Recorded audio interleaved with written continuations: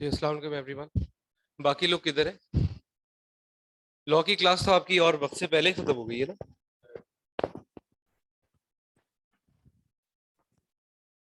अच्छा जी, online participants please confirm कीजिएगा आपको मेरी आवाज आ रही है, कुछ बोलकर बताइए। Come on. जी सर। ओके, बिल्कुल क्लियर। जी सर, क्लियर है। ओके, चलिए let's start from where we left on Wednesday. क्या किया था हमने उस दिन? आखिरी चीज क्या करके गए थे? डेफिनेशन लिख कर गए थे, राइट। तो थोड़ा सा मैं रिकैप करूंगा पिछली क्लास को, थोड़ा सा, और फिर उसके बाद हम आगे बढ़ेंगे। ओके, तो हमने सबसे पहली चीज जो पिछली क्लास में देखी थी that was need for audit, right. और हमने ये अच्छी तरह स्टैब्लिश किया था।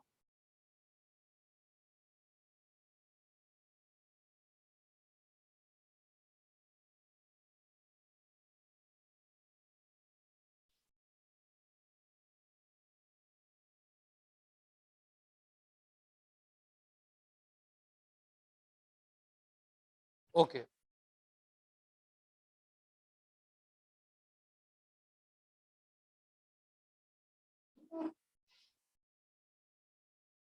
अच्छा, पार्टिसिपेंट स्क्रीन विजिबल है आपको?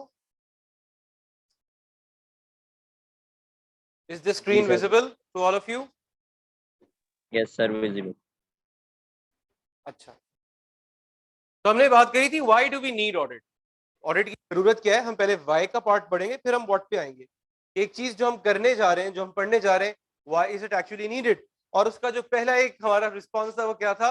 Separation of ownership and management. This is the most simple response that you can give to anyone who would ask you कि हम ऑडिट क्यों करते हैं, ऑडिट की जरूरत क्यों पेश आई, ऑडिट में क्या करते हैं ये बात नहीं हो रही, ऑडिट क्यों करते हैं, रीजन क्या है, रूट कॉज क्या है, इसकी जरूरत क्यों पेश आई। Because in limited liability companies the ownership was separated away from management. Ownership किसी और के हाथों में चली गई और मैनेजमेंट किसी और के हाथों में चली गई, और जब ये दोनों हाथ मुख्तलिफ हो गए तो फिर एक तीसरे हाथ की जरूरत पड़ी जो इन दोनों को कंबाइन करे, यूनाइट करे, इनके दरमियान का जो गैप है उसको ब्रिज अप करे। And that is why audit was needed. और इसकी पूरी मैंने आपको एक बैकग्राउंड उसका दिया, कुछ एग्जांपल्स के थ्रू बात को समझाया भी।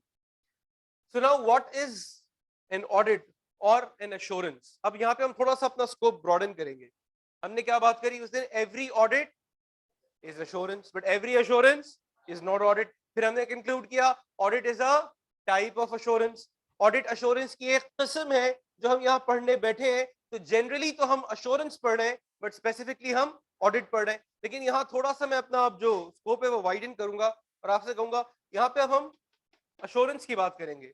So assurance is a three-party relationship. लिखें, assurance is a three-party relationship.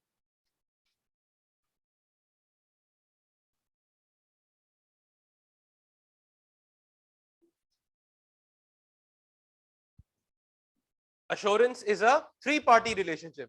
इसमें हमेशा, हर किस्म की assurance हमेशा तीन पार्टीज इन्वॉल्व होंगी।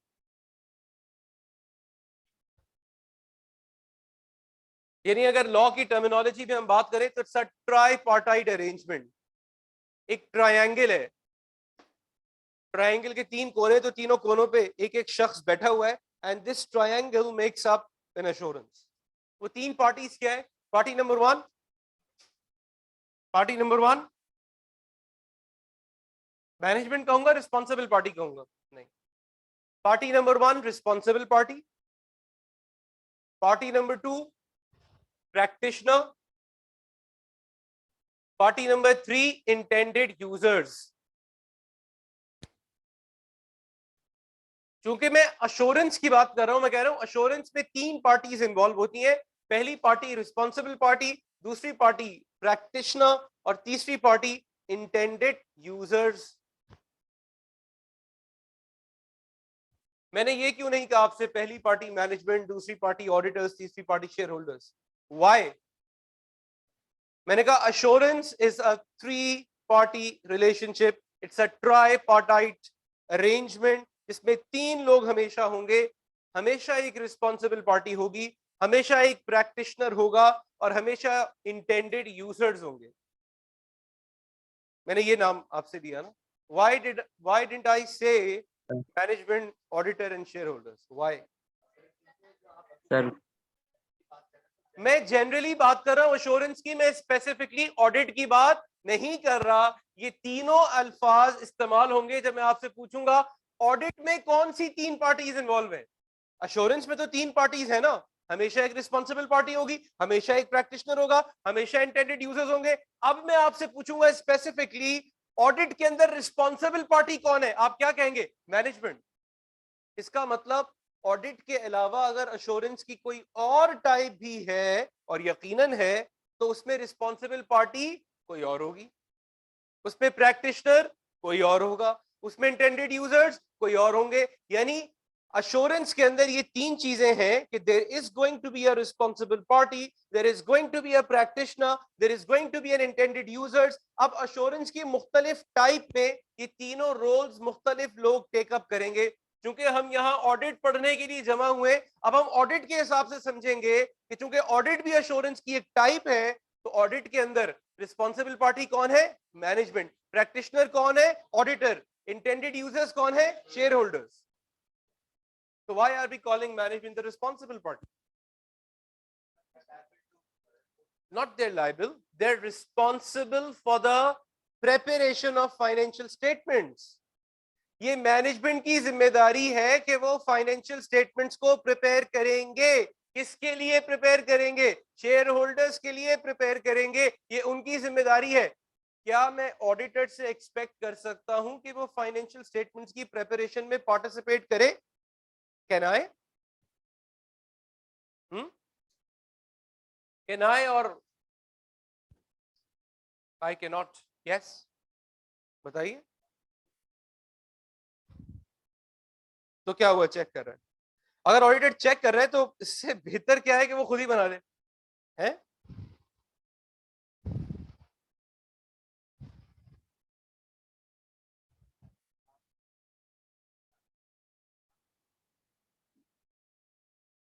अगर ऑडिटर ने फाइनेंशियल स्टेटमेंट्स चेक करने हैं तो बेहतर ये ऑडिटर ही बना ले, हैं? तो कहीं तीन पार्टीज कैसे होंगी फिर? किसकी किसकी इंटेग्रिटी कॉम्प्रोमाइज हो जाएगी? हाँ, ये बिल्कुल ऐसे ही है कि आप आईकैप का एग्जाम देने गए, 3.25 घंटे बाद इन्विजिलेटर ने आके अनाउंस किया, अब आप अपने अपने पेपर्स को चेक कर लें और आप बता दें कि आप पास है या नहीं है, फिर तो आप सबका मेरिट आएगा। बिकॉज ये ह्यूमन नेचर है कि आपको अपने ही किए हुए काम में कोई गलती, कोई गड़बड़, कोई मिसस्टेटमेंट नजर नहीं आती। तो जो फाइनेंशियल स्टेटमेंट्स प्रिपेयर करता है वो उसका ऑडिट नहीं कर सकता, और जो ऑडिट करता है वो प्रिपरेशन में पार्टिसिपेट नहीं कर सकता। बात समझ आ रही है? They have to be two different people, they have to be two different people, ये एक नहीं हो सकते। जिस तरह आपके यहाँ हमारी चार्टर्ड अकाउंटेंसी इंडस्ट्री में है ना कि जो आईकैप की एग्जामिनेशन सिस्टम का पार्ट है ना, he can not teach in any college, and those who are teaching in any college can not be a part of the examination process, because जो पढ़ाने वाले हैं और जो एग्जामिन करने वाले हैं they have to be different people. तो जब एक आदमी वो काम करेगा, क्योंकि उसकी जिम्मेदारी है फाइनेंशियल स्टेटमेंट्स प्रिपेयर करना, एंड दैट जिम्मेदारी, that responsibility has to be fulfilled by management, no one else, because they have been given this task to run the company by the shareholders. They are responsible to report back to the shareholders in the form of the financial statements that they prepare. तो जब management अपनी जिम्मेदारी पूरी कर लेगी, जब उनका काम खत्म हो जाएगा, तो वहां से ऑडिटर का काम शुरू होगा। जहां प्रेपरेशन मुकम्मल होगी वहां से ऑडिट शुरू होगा। जब तक प्रेपरेशन मुकम्मल नहीं होगी ऑडिट शुरू हो नहीं सकता। जब तक मैनेजमेंट का काम खत्म नहीं होगा ऑडिटर का काम शुरू नहीं हो सकता। बात समझ आ रही है? अब यहां पे हम दो चीजें देखेंगे, लिखें international accounting standards and international standards on auditing.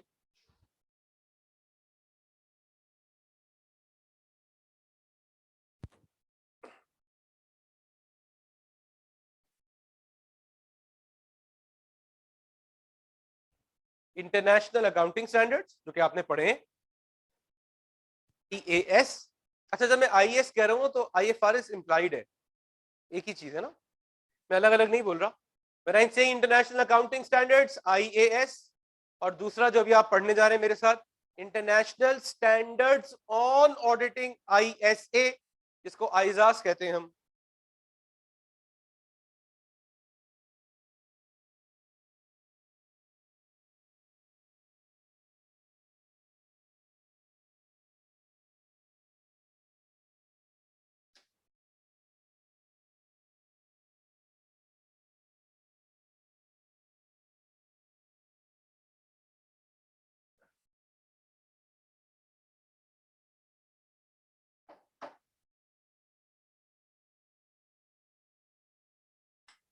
इन दोनों में फर्क क्या है बताओ?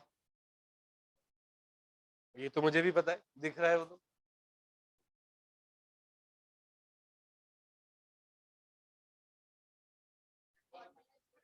वेरी गुड, हाँ, यस, एक्सीलेंट, जबरदस्त, very good. ISS are made for management and ISAs are made for auditors. ISS या IFRS मैनेजमेंट को बताएंगे फाइनेंशियल स्टेटमेंट्स किस तरह प्रिपेयर करने हैं, किस तरह चीजों को वैल्यू करना है, किस तरह रिकॉर्ड करना है, किस तरह रिपोर्ट करना है, किस तरह डिस्क्लोजर्स देने। तो ISS are talking to the accountant in the management. मुखातिब चार्टर्ड अकाउंटेंट्स हैं, ISS भी मुखातिब चार्टर्ड अकाउंटेंट से ही है, लेकिन उस चार्टर्ड अकाउंटेंट से मुखातिब है जो मैनेजमेंट का पार्ट है, जो फाइनेंशियल स्टेटमेंट्स की प्रिपरेशन का पार्ट है, जो preparer of the financial statement है। और आइजाज किससे मुखातिब है? आइजाज मुखातिब है ऑडिटर से, आइजाज मुखातिब है उस चार्टर्ड अकाउंटेंट से जो फाइनेंशियल स्टेटमेंट्स ऑडिट करेगा, प्रिपेयर नहीं करेगा। तो इसका मतलब क्या हुआ? इसका मतलब यह हुआ कि वो चार्टर्ड अकाउंटेंट जो मैनेजमेंट में, उसके हाथ में क्या होंगे? ISS and IFRS। और वो चार्टर्ड अकाउंटेंट जो ऑडिटर है, उसके हाथ में क्या होंगे? दोनों। उसके हाथ में दोनों होंगे। ये बात समझनी बहुत जरूरी है। बेख्तियार ये निकलता है उसके हाथ में आइजाज होंगे, सो व्हाट? उसके हाथ में ISS भी होंगे और आइजाज भी होंगे। मैनेजमेंट वाले चार्टर्ड अकाउंटेंट के हाथ में सिर्फ ISS होंगे, लेकिन जो ऑडिटर वाला चार्टर्ड अकाउंटेंट है उसके हाथ में आइजाज भी होंगे और ISS भी होंगे। सर मतलब समझ नहीं आया? समझ तो आ गया आपको? दोनों क्यों होंगे बताओ? दोनों क्यों होंगे? हम्म?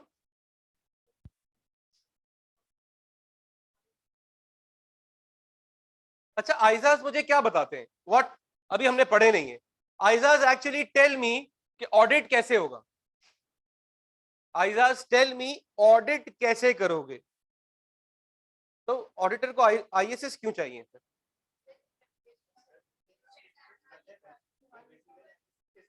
ऑडिटर को जजमेंट जो देनी है, ओपिनियन जो देना है, वो इन अकॉर्डेंस विद ISS देना है ना। जब मैं ये कहता हूं डेफिनेशन में, और डेफिनेशन आपने लिखी और अब तो आप याद करके आए होंगे, डेफिनेशन में जब आपने लिखा कि ऑडिटर को ये कहना है financial statements are giving a true and fair view, तो true and fair view in accordance with what? Yes, when I say that financial statements are giving a true and fair view, or when I say that financial statements are free from material misstatement, I mean to say that they are giving a true and fair view in accordance with international accounting standards. अगर मुझे ये check करना है कि ये financial statements जो management ने बनाए हैं ये इन अकॉर्डेंस विद ISS और IFRS हैं या नहीं, तो ये मैं कैसे चेक करूंगा? ISS और IFRS को सामने रख के करूंगा ना। तो फिर आइजाज क्या बता रहे हैं? काम तो आइजाज की क्या जरूरत है? मैं फाइनेंशियल स्टेटमेंट्स लूं और मैं अकाउंटिंग स्टैंडर्ड्स लूं और कंपेयर कर लूं। आइजाज क्या बताते हैं फिर? आइजाज ये बताते हैं कि ये कंपैरिजन कैसे होगा।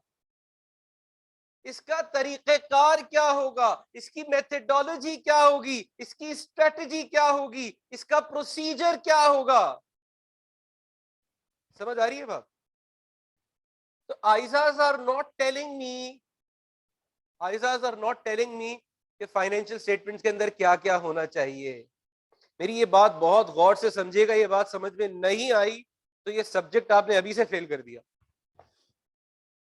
आइजाज आर नॉट टेलिंग मी कि फाइनेंशियल स्टेटमेंट्स के अंदर क्या होना चाहिए। ये कौन बताता है मुझे? ये तो आईएसएस बताते हैं। अगर मुझे ये जानना है कि फाइनेंशियल स्टेटमेंट्स के अंदर क्या होना चाहिए और क्या नहीं होना चाहिए, I have to look into ISS and IFRS. But ISAs actually tell me कि जब तुम फाइनेंशियल स्टेटमेंट्स को आईएसएस से या आईएफआरएस से कंपेयर करोगे, उस कंपैरिजन का तरीका क्या होगा, आई रिपीट, स्ट्रेटजी क्या होगी, मेथडोलॉजी क्या होगी, सिस्टम क्या होगा, उसके प्रोसीजर्स क्या होंगे। यानी तुम इन दोनों चीजों का कंपैरिजन कैसे करोगे और कैसे किसी नतीजे पर पहुंचोगे। This is what is being told by ISAs, right? तो इन एनी केस ऑडिटर का बोझ और बढ़ गया ना। अकाउंटेंट के पास तो सिर्फ आईएएस होते, ऑडिटर के पास दोनों होंगे, उसके दोनों हाथ भरे हुए हैं। इनफैक्ट उसके 3 हाथ होने चाहिए। क्यों? तीसरे हाथ में क्या होगा? एक हाथ में आईएएस, एक हाथ में आईजास, तीसरे हाथ में क्या होगा? फाइनेंशियल स्टेटमेंट्स, जिसका ऑडिट करना है, जिस पर ओपिनियन देना है। करेक्ट? ये फर्क आपके लिए जानना जरूरी है। इसीलिए कहते हैं कि ऑडिटर बनने के लिए पहले अच्छा अकाउंटेंट बनना जरूरी है। इसलिए मैंने कहा कैफेट पढ़ने के लिए FAR 2 पढ़ा हुआ होना या साथ में पढ़ते हुए आप यहाँ पे ऑडिट दें तो ठीक है। अगर आप कहते हैं FAR 2 नहीं पढ़ूंगा, पहले ऑडिट पढ़ूंगा बाद में FAR 2 पढ़ेंगे, फंस जाएंगे आप। Because in order for you to be an auditor you need to be a complete accountant first। जब तक आप एक कंप्लीट अकाउंटेंट नहीं है, जब तक आपको किसी भी आईएएस या आईएफआरएस का ट्रीटमेंट नहीं पता, डिस्क्लोजर रिक्वायरमेंट्स नहीं पता, तो आप ऑडिट कैसे करेंगे? That is something basic. और ये नॉलेज आइजा से नहीं मिलेगी, ये नॉलेज तो आईएएस से ही मिलेगी, ये नॉलेज तो आईएफआरएस से ही मिलेगी कि फाइनेंशियल स्टेटमेंट में क्या होना चाहिए और क्या नहीं होना चाहिए। आइजाज तो सिर्फ मुझे गाइड करेंगे, बताएंगे, तरीका देंगे, स्ट्रेटजी देंगे कि how to go about this, how to form a conclusion और an opinion on the financial statement. बात क्लियर है या नहीं क्लियर है? नहीं क्लियर है तो बताएं। पहली दफा में बात समझ में नहीं आती, अगर आ गई तो वेरी गुड। फिर दूसरी पार्टी कौन सी है ऑडिट में? ऑडिट में प्रैक्टिशनर का नाम क्या होगा? ऑडिटर होगा। और ऑडिट में इंटेंडेड यूजर्स कौन होंगे? शेयर होल्डर्स शेयर होल्डर्स होंगे। And why are we calling them intended users? Why users? Users of what? Yes, they are the users of financial statements. They are going to use the financial statements for the purpose of their decision making. And what decision making? Whether to invest more or to withdraw what you have already invested. Clear है? बात समझ आ रही है? नहीं आ रही तो मैं फिर रिपीट करूंगा, बताइए। चले आगे बढ़ते हैं। ठीक है, तो ये बात तो क्लियर हो गई थी। अब ये 3 पार्टीज आप कभी नहीं भूलेंगे। These are the 3 parties. अगर अश्योरेंस के हिसाब से पूछूंगा तो आप ये 3 कहेंगे, और मैं पूछूंगा ऑडिट में कितनी पार्टीज इन्वॉल्व हैं तो आप कहेंगे the management and the auditor and the share holders. हाँ, but you should know that management is a responsible party, auditor is a practitioner and share holders are intended. ठीक है, okay. फिर आगे बढ़े हम, पिछली क्लास में आगे बढ़े हम, और हमने क्या बात करी? हमने ऑडिट की डेफिनेशन लिखी, और ये पूरी डेफिनेशन मैंने आपको डिक्टेट करी थी। एक दफा और इसको और देख लें गौर से, मैच कर लें, आपने कोई लिखने में गड़बड़ तो नहीं कर दी? देख लें अच्छी तरह।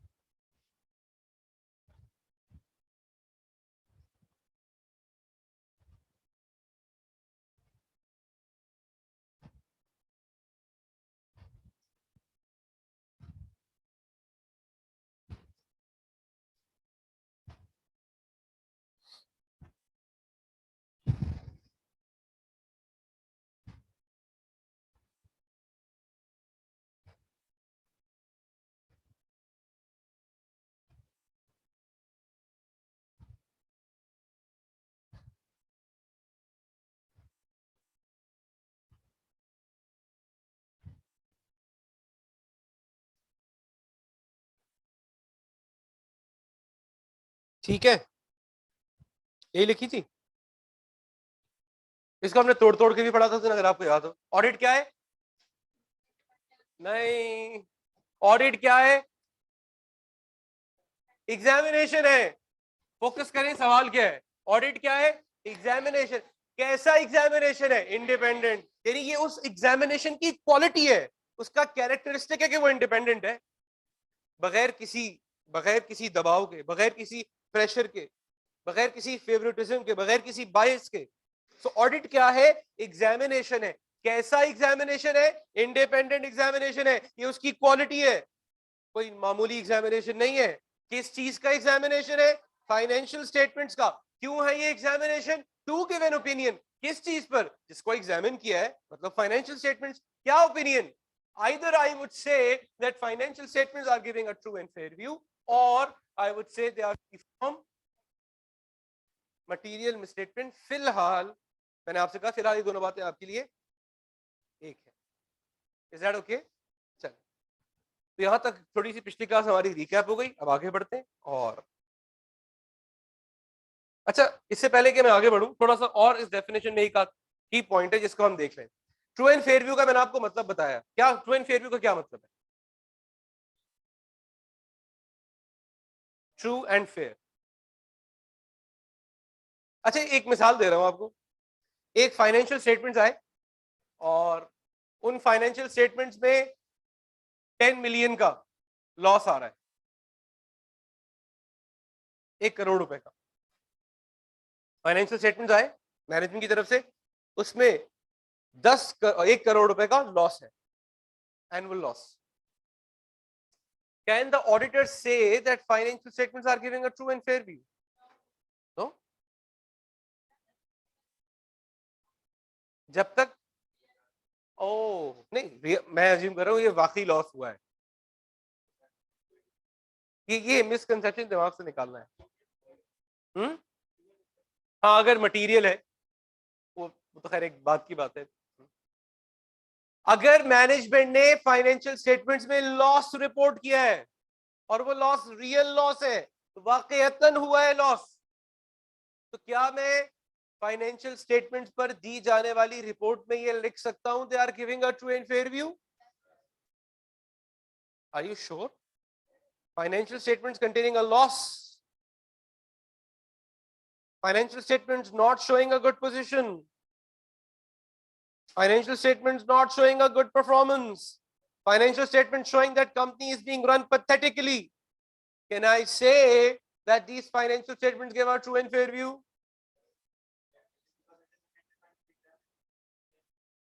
रियलिटी है ये। यानी चलिए, अच्छी बात है कि आप इस बात को पहले से समझते हैं। जब मैं ये ट्रू एंड फेयर व्यू का वर्ड इस्तेमाल करता हूं, तो इसका हरगिज ये मतलब नहीं होता कि सब कुछ बहुत अच्छा है, company is being run perfectly, बड़े जबरदस्त प्रॉफिट्स हैं, मजे आ गए आपके। नहीं, मैं ये नहीं कहता। मैं ये कहता हूं जो कुछ इन फाइनेंशियल स्टेटमेंट्स में लिखा है वो ऐसा ही है, असल में ऐसा ही है।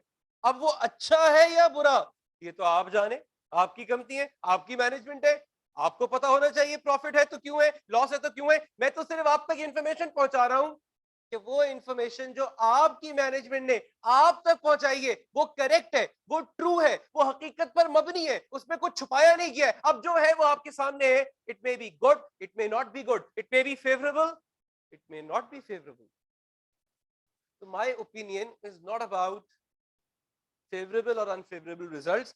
Rather, my opinion is on the truth and fairness of the financial statements. जो कुछ उसके अंदर लिखा है वो ठीक है, वो करेक्ट है, वो बेस्ड ऑन फैक्ट्स है, उसमें कोई एग्जैजरेशन नहीं है। इन शॉर्ट, उसमें कोई ओवर स्टेटमेंट नहीं है और कोई अंडर स्टेटमेंट नहीं है।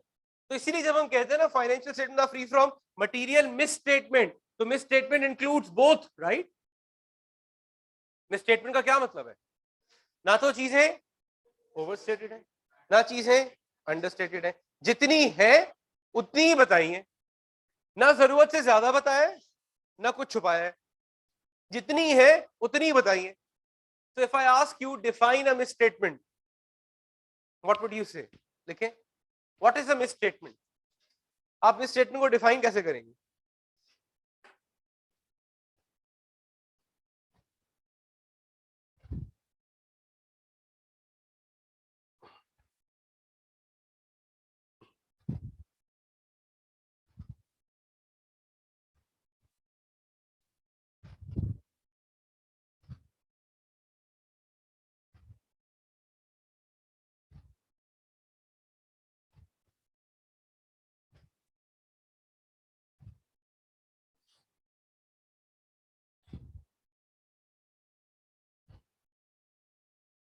What is a miss statement? Come on.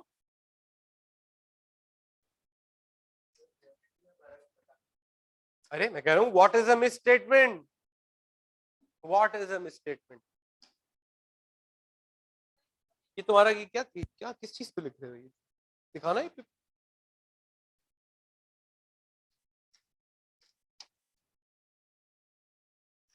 Where is your, where are your belongings by the way? है ये उस कॉपी में से फटा है ना? हाँ, तुम कंप्यूटर से ही फाड़ तो लेते यार। कहाँ है तुम्हारी चीजें? हैं? छीन गई? किसी ने छीन ली है?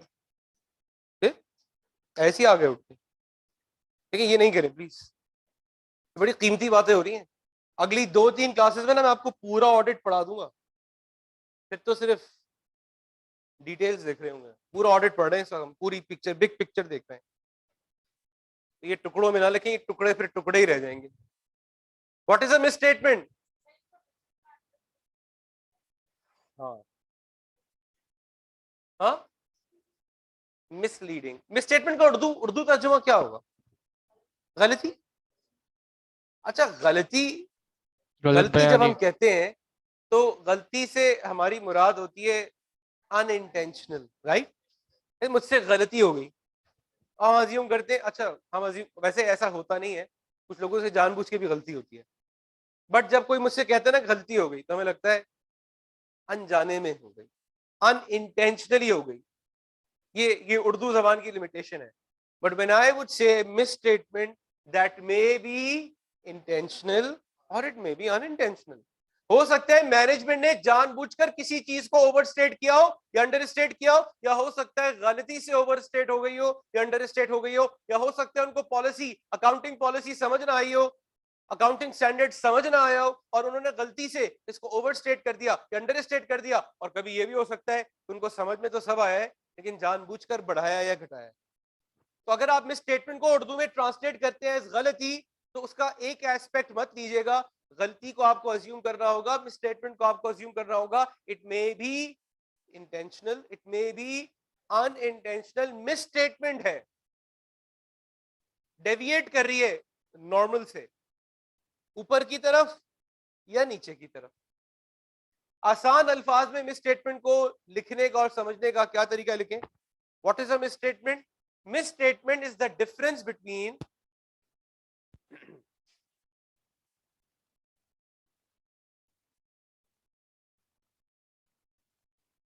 Miss statement is the difference between, अभी अभी आज भी 21-22 लोग ऑनलाइन मौजूद हैं। नॉर्थ में पहली क्लास में मेरे भी इतने लोग मौजूद थे नॉर्थ कैंपस में। फिर मैंने तकरीर करी, और तकरीर के बाद जब कल हुई है मेरी दूसरी class, there was only one student online. बता रहा हूँ आपको, वो ऐसे लोग हैं। वो ये पहले दिन आए थे ऑनलाइन, जब उन्होंने मेरी तकरीर सुनी, उसको रिस्पॉन्ड किया, and all of them are on campus except for one which was a genuine case. उस एक स्टूडेंट ने भी मुझे पहले बता दिया था कि मैं आज नहीं आ सकती, राइट?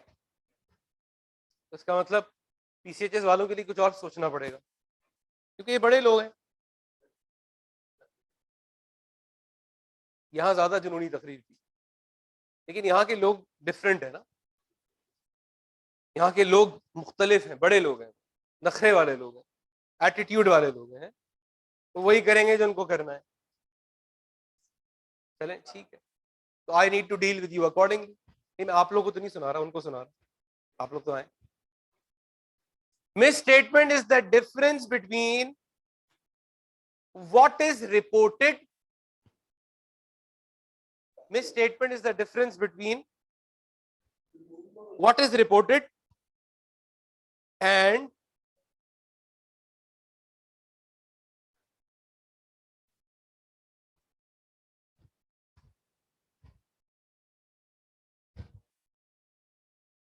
हाँ क्या बोला? Very good. Yes. Misstatement is the difference between what is reported and what is required to be reported.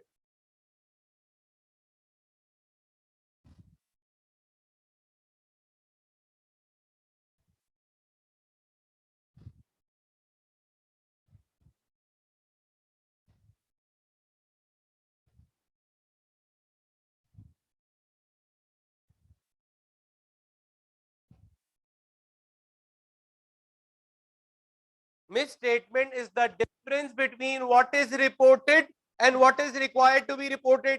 जो रिपोर्ट किया है और जो रिपोर्ट करना चाहिए था उसमें अगर फर्क है तो मिसस्टेटमेंट है ना? ऐसा ही है ना? तो जो रिपोर्ट किया है वो क्या होता है? What is that?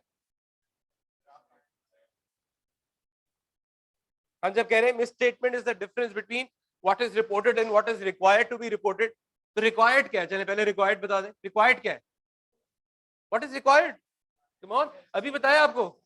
रिक्वायरमेंट क्या है? ISS, IFRS, company law, right? ये रिक्वायरमेंट है। और रिपोर्टेड क्या है? What is reported? Finance draft क्या? Financial statements. तो अगर ऑडिटर को ये फाइंड आउट करना है कि मिसस्टेटमेंट है या नहीं, गौर से सुनिएगा मेरी बात, अगर ऑडिटर को ये फाइंड आउट करना है कि मिसस्टेटमेंट है या नहीं, तो वो कंपैरिजन करेगा किन दो चीजों का? रिपोर्टेड का और रिक्वायर्ड का। रिपोर्टेड क्या है? वो जो फाइनेंशियल स्टेटमेंट्स में मैनेजमेंट ने लिख दिया है वो रिपोर्टेड है। और रिक्वायरमेंट क्या है? वो जो हमारे स्टैंडर्ड्स लॉ रिक्वायर करता है वो मेरे हाथ में। तो जब मैं रिपोर्टेड और रिक्वायर्ड को कंपेयर करूंगा तो मुझे मिसस्टेटमेंट पता चलेगी, क्योंकि अगर रिपोर्टेड में और रिक्वायर्ड में फर्क है, चाहे वो फर्क ऊपर की तरफ हो या नीचे की तरफ हो, ओवर स्टेटमेंट हो या अंडर स्टेटमेंट हो, वो कहलाएगी क्या? मिसस्टेटमेंट। बात समझ आ रही? तो ये सारी कहानी रिक्वायर्ड और रिपोर्टेड की है, राइट? रिक्वायर्ड के आगे एक लफ्ज यहां पे लिखा है, व्हाट इज दैट? एफआरएफ लिखें। एफआरएफ की फुल फॉर्म है financial reporting framework. Reporting framework.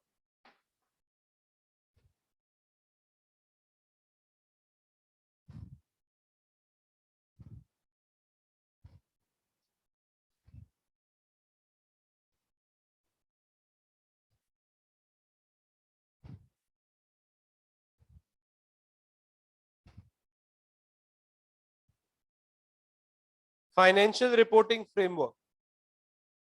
Financial reporting framework किस चीज को कह रहे हैं हम? फाइनेंशियल रिपोर्टिंग फ्रेमवर्क किस चीज को कह रहे हैं हम? इन तीन चीजों को। ये तीन चीजें मिलके क्या बनाती हैं? Financial reporting framework. तो रिक्वायर्ड फाइनेंशियल रिपोर्टिंग फ्रेमवर्क है और रिपोर्टेड क्या है? Financial statements which are prepared by management. और इन दोनों के दरमियान कंपैरिजन कैसे करना है ये कौन बताएगा? International standards on auditing. तो ये स्लाइड मैं आपको पहले एक्सप्लेन कर चुका पिछली स्लाइड में। अब ये लिख लें डेफिनेशन जरा। एप्लीकेबल फाइनेंशियल रिपोर्टिंग, जो अभी एफआरएफ हमने लिखा है ना, कि उसकी डेफिनेशन है, जरा ये लिखें।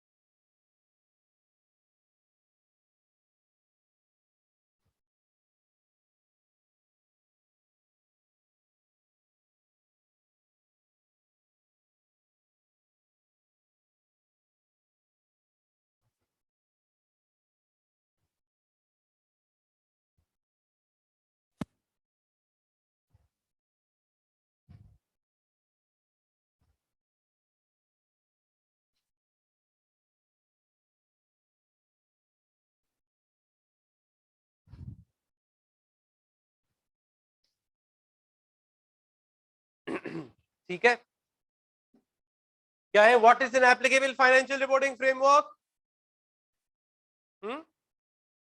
अच्छा, ये बीच में थोड़ी सी मैंने जगह छोड़ी, आप भी छोड़िएगा। लिख लिया पूरा? चले, खैर है, कोई बात, मैं बताना भूल गया। What is an applicable financial reporting framework? Set of rules and regulations which govern the preparation of financial statement. हर वो चीज जो ये बताए कि आपकी कंट्री में फाइनेंशियल स्टेटमेंट्स कैसे बनेंगे, that is known as applicable financial reporting framework. हमारे यहाँ कितने फ्रेमवर्क्स हैं? 3, 2। कौन से 2? ये जो लिखे 2 फ्रेमवर्क्स है।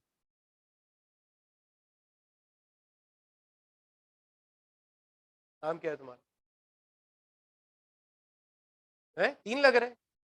तुम्हारा नाम क्या है ये पूछ रहा हूँ। 3 लग रहे हैं, कौन सा वाला नाम बताऊं आपको? अब्दुल राफे हो गए हैं?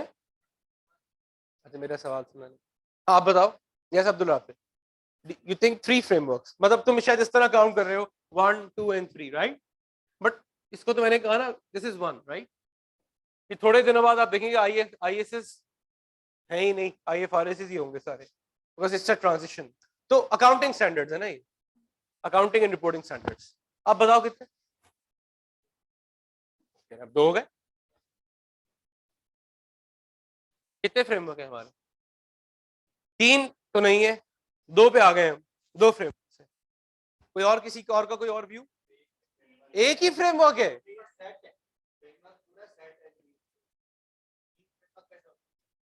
तुम इतने अहमद अकलमंद कब से हो गए? मुझे नहीं लगता, ऐसा दिखता भी है। सही कह रहे, हमने फोकस नहीं किया सेट पे। This is 1 set. ये दोनों मिलकर हमारा फ्रेमवर्क बनाते। तो मैंने जो पीछे छोड़ी थी ना, ये एक यही लाइन लिखवाने के लिए छोड़ी थी, our framework comprises of the following. लिख लें, अब बाद में लिख लें, कोई मतलब अब बाद में लिखें तो अबव लिख दीजिएगा। Our framework comprises of the above. बीच में लिख रहे हैं तो फॉलोइंग लिख दीजिएगा। इतना तो कॉमन सेंस है आपके पास ना। Common sense is very uncommon these days. किसकी बात याद है? सर अजीम की। हाँ, क्या बात याद है?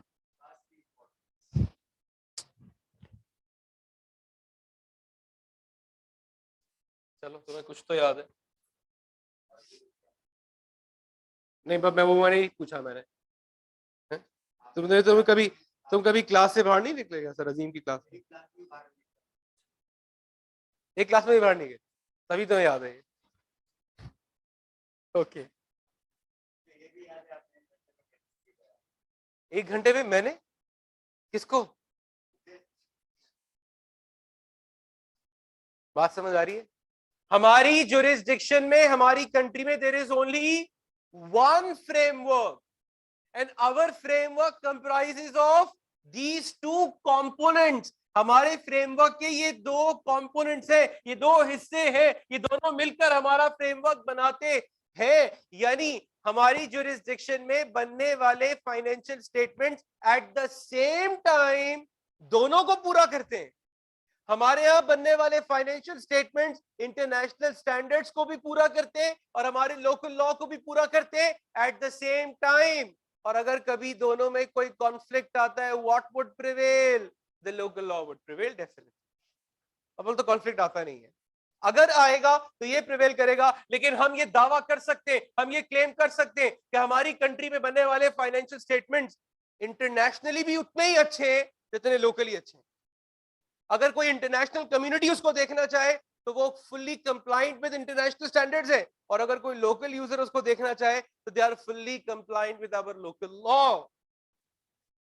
तो इसलिए ये दोनों अलग अलग फ्रेमवर्क नहीं है, एक फ्रेमवर्क के 2 हिस्से हैं। अगर ये अलग अलग फ्रेमवर्क होते फहद तो क्या होता है? फिर क्यों कॉन्फ्लिक्ट आता? कॉन्फ्लिक्ट तो अब आने के चांसेस थे कि दोनों एक ही फ्रेमवर्क का पार्ट है। अगर मैं कहूं ये फ्रेमवर्क नंबर 1 है और ये फ्रेमवर्क नंबर 2 है, तो फिर क्या होता? यूनिफॉर्मिटी नहीं रहती। तो कॉन्सिक्वेंस नहीं बता पा रहे तुम। Yes, someone was speaking online. हम भूल जाते हैं कि आप लोग भी हैं, जानबूझकर भूल जाता हूं मैं। बताइए क्या कहना चाहते हैं आप? Speak up. अब बोल नहीं रहा कोई। सर अलग अलग होते तो ये फिर कुछ फाइनेंस कॉन्सेप्चुअल जो फ्रेमवर्क थे वो लोकल लॉ पे बनते हैं, कुछ इंटरनेशनल पे बनते हैं, अलग अलग होते नहीं नहीं, सिंपल सी बात जो आपके दिमाग में नहीं आ रही, अगर ये दो अलग अलग फ्रेमवर्क होते तो हमारे यहाँ हर कंपनी को दो अलग अलग फाइनेंशियल स्टेटमेंट्स बनाने पड़ते ना। अगर ये कहा जाता हमारी ज्यूरिसडिक्शन में दो फ्रेमवर्क है, तो आपको एक सेट ऑफ फाइनेंशियल स्टेटमेंट्स बनाने होते फ्रेमवर्क 1 के तहत, दूसरे सेट ऑफ फाइनेंशियल स्टेटमेंट्स बनाने होते फ्रेमवर्क 2 के तहत, क्योंकि वो दोनों अलग अलग फ्रेमवर्क होते, उनकी नीड्स अलग अलग होती, रिक्वायरमेंट्स अलग अलग होती, इसलिए हमने उनको मर्ज कर दिया। हमने कहा हमारे यहाँ एक ही सेट ऑफ फाइनेंशियल स्टेटमेंट्स बनेंगे जो दोनों किस्म के यूजर्स को, इंटरनेशनल यूजर्स को भी और लोकल यूजर्स को भी, दोनों को केटर करेंगे। सो वी आर, यानी रूल क्या है, जिस कंट्री में जितने फ्रेमवर्क होंगे उतने ही सेट ऑफ फाइनेंशियल स्टेटमेंट्स बनाने होंगे, क्योंकि हर सेट ऑफ फाइनेंशियल स्टेटमेंट्स पर ऑडिटर हर फ्रेमवर्क के मुताबिक ओपिनियन देगा। बात समझ आ रही है? जो ऑडिटर का ओपिनियन है, मैं अगर आपसे पूछूं ऑडिटर की ओपिनियन देने का बेसिस क्या है, तो आप क्या कहेंगे? The framework. अगर मैं कह रहा हूं financial statements are giving a true and fair view, अभी आपको मैंने ये बात बताई थी, अगर मैं कह रहा हूं कि financial statements are giving a true and fair view, तो मैं ये कह रहा हूं in accordance with a particular framework. इस फ्रेमवर्क के मुताबिक ये financial statements true and fair view दे रहे, हो सकता है किसी और फ्रेमवर्क के मुताबिक ये financial statements true and fair view ना दे रहे हो। Same set of financial statement, यानी क्योंकि मेरा ओपिनियन फ्रेमवर्क के मुताबिक है, तो मैं कह रहा हूं ये सेट ऑफ फाइनेंशियल स्टेटमेंट्स हो सकता है एक फ्रेमवर्क के तहत तो ट्रू एंड फेयर व्यू दे रहे हो, लेकिन वही सेट ऑफ फाइनेंशियल स्टेटमेंट्स दूसरे फ्रेमवर्क के तहत ट्रू एंड फेयर व्यू हो सकता है ना दे रहे हो। तो ये ट्रू एंड फेयर व्यू होना कोई अच्छी या बुरी बात नहीं है, it is in accordance with framework. ये ट्रू एंड फेयर व्यू मेरा कहना ये एब्सोल्यूट नहीं है, ये रिलेटिव टू अ फ्रेमवर्क है, ये फ्रेमवर्क के मुताबिक ये ट्रू एंड फेयर व्यू दे रहे हैं। एब्सोल्यूटली नहीं कह रहा ये हर हालत में, हर कंडीशन में, हर फ्रेमवर्क के हिसाब से ट्रू एंड फेयर व्यू दे रहे हैं, नहीं। They are giving a true and fair view in accordance with a particular framework. तो अगर किसी jurisdiction में एक फ्रेमवर्क है तो ऑडिटर ने एक ही ओपिनियन देना है उस फ्रेमवर्क के मुताबिक। अगर किसी jurisdiction में एक से ज्यादा फ्रेमवर्क्स होंगे तो ऑडिटर जितने फ्रेमवर्क्स हैं उतने अलग अलग ओपिनियन देगा, क्योंकि opinion is in accordance with a particular framework. नहीं, वो तो फिर डिसीजन यूजर्स का है ना।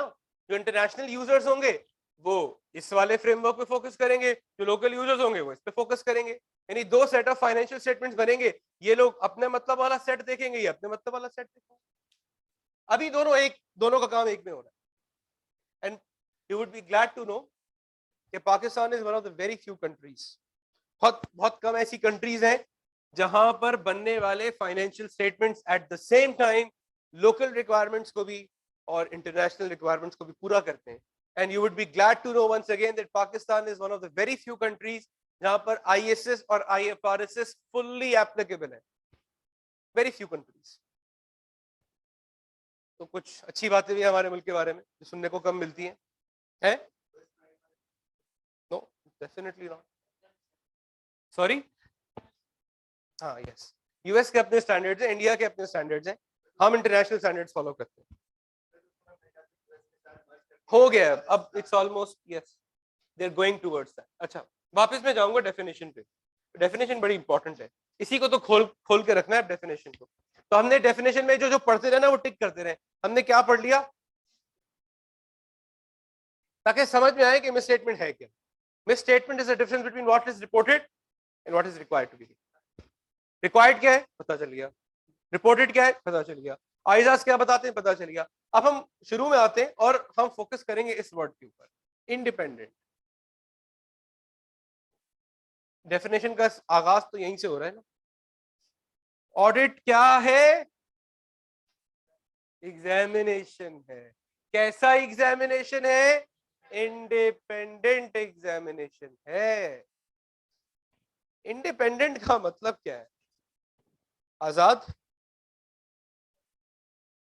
है, अपनी एक वर्थ है। नहीं नहीं, अनबायस्ड,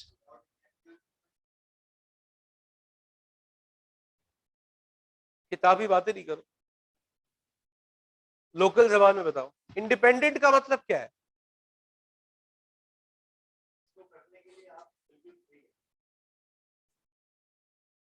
फ्री है मतलब पैसे नहीं लेंगे। हाँ। हम कहते हैं ना free and fair elections, right? Free and fair election का मतलब क्या है? जो है वो है, कोई इन्फ्लुएंस नहीं, कोई दबाव नहीं, कोई बायस्ड नहीं है, जो है वही है। इंडिपेंडेंस सब कुछ है। यानी अगर मैं इस डेफिनेशन में से ये इंडिपेंडेंट का वर्ड निकाल दूं ना, ऑडिट का पूरा स्ट्रक्चर धड़ाम से गिर जाएगा, कुछ नहीं बचेगा। इस डेफिनेशन में कुछ बचेगा ही नहीं मैं अगर इंडिपेंडेंट निकाल दूं। अगर एग्जामिनेशन इंडिपेंडेंट नहीं है तो कितना ही एग्जामिनेशन करते रहे, कितने ही ओपिनियन देते रहे, आप कितने ही कॉम्पिटेंट क्यों ना सही, कितने स्किलफुल क्यों ना सही, आप कितनी पहुंची हुई चीज आप क्यों ना हो, अगर आप इंडिपेंडेंट नहीं है तो मुझे आप नहीं चाहिए। Because no matter how competent you are, how skillful you are, how qualified you are, no matter how much work you do, how good are you at speaking to people, how good are you at convincing people, if you are not independent, you cannot be an auditor. People will not be able to trust you. देखिए असल तो चीज लोगों का एतमाद है ना, अवाम का एतमाद। अगर वही नहीं है तो आपके ओपिनियन का फायदा क्या है? मैंने आपको पिछली क्लास में समझाया ना कि लोग मतलब शेयर होल्डर्स पूरे साल ऑडिटर के ओपिनियन का इंतजार करते हैं कि साल गुजरेगा और ये शख्स आएगा और मेरे बिहाफ पर मेरी कंपनी में जाएगा और मेरी मैनेजमेंट के काम को इवैल्यूएट करेगा और फिर वापस मेरे पास आएगा और मुझे बताएगा कि वो फाइनेंशियल स्टेटमेंट जो आपकी मैनेजमेंट ने आपके लिए बनाए, they are giving a true and fair. और वो जब मुझसे ये बात कहेगा तो मैं उस पर यकीन करूंगा, उस पर ट्रस्ट करूंगा, अंधा एतमाद करूंगा, वो जो कहेगा उस पर लब्बैक कहूंगा, उसके मुताबिक डिसीजन मेकिंग करूंगा। ये सब चीज मैं उस वक्त कर पाऊंगा जब मुझे यकीन होगा कि ये ऑडिटर का इंडिपेंडेंट ओपिनियन है, वो कहीं पर बायस्ड नहीं हुआ, वो कहीं पर झुक नहीं गया, वो कहीं पर लड़खड़ा नहीं गया, वो किसी प्रेशर में नहीं आया, उस पर कोई दबाव नहीं था, उसने जो कहा है वो हकाइक की बुनियाद पर कहा है। तो अगर ऑडिटर इंडिपेंडेंट ही नहीं है तो इट्स ऑफ नो यूज। तो लिहाजा सबसे पहला फोकस ही हमारा इंडिपेंडेंस पे। And what is independence? Equal to independence कैसे आती है?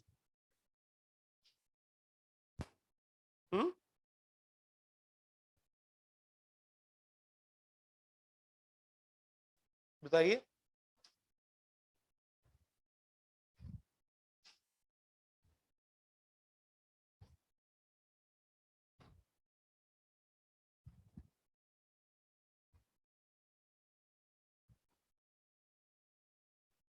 बताइए इंडिपेंडेंस कैसे आएगी?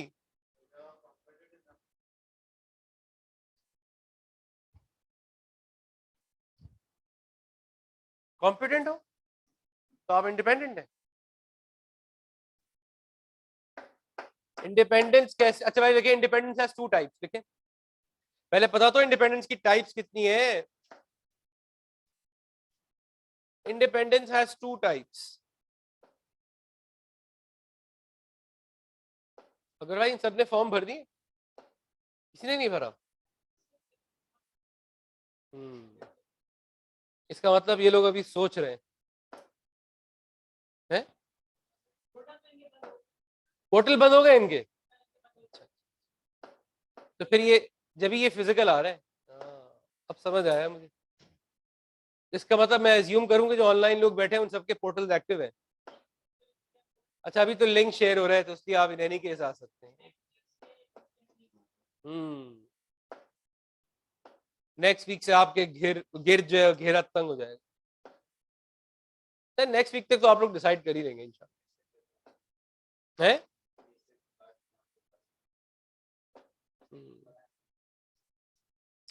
Independence has two types. Number one, independence in mind. Independence in mind.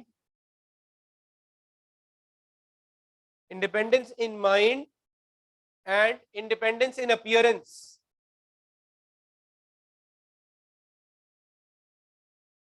Independence in mind, independence in appearance.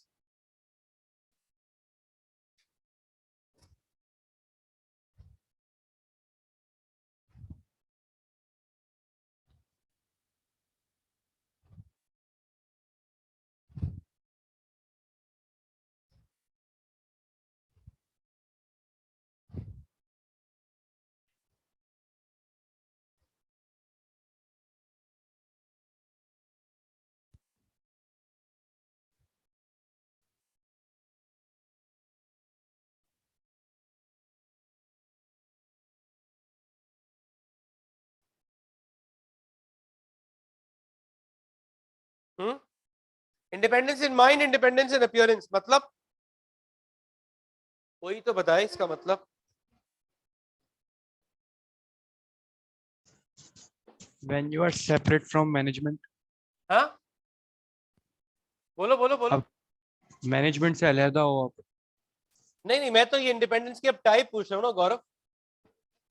Independence in mind, independence in appearance. Independence क्या है वो तो हमने एक हद तक डिस्कस कर ली, लेकिन इसकी दो इकसाम है। इंडिपेंडेंस इन माइंड के आगे लिख ले being independent. Being independent, independent होना, being independent. Independence in mind के आगे लिखें बीइंग इंडिपेंडेंट, और इंडिपेंडेंस इन अपीयरेंस के आगे लिखें looking independent. Looking independent